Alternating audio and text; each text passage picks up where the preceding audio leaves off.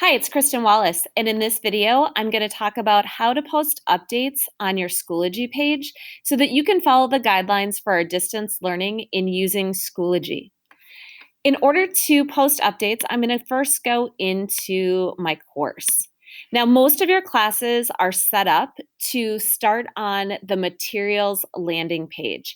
At the end of this video, I'll show you how to switch that if you'd prefer that students see the updates right away. But all students and staff, when they log in for the first time to Schoology, before they go to courses, will be on this landing page with all the updates from their different courses.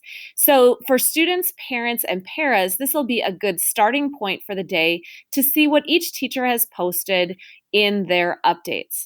Now, what you'll notice in the update that I posted, if you go to my updates here on the left-hand side, is that I started it with the date.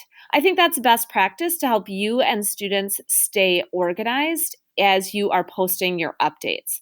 So to post an update, you simply type what your update is going to be and some instructions. Again, you don't want this update to be too much instruction, but you do have the opportunity, if you wanted to link something to your update. You can bullet point your update if you would like. So it works just like any kind of Word document. And then when you're done with it, you can post that update. Again, this is going to allow students a starting point that is consistent with each class and will direct them either to your materials page or to some sort of learning that's done offline or that is done in another learning platform. The next thing I want to show you for those of you that want to switch what your landing page looks like is you can actually go into edit information and you can go to privacy, and here you can switch your landing page from materials to updates.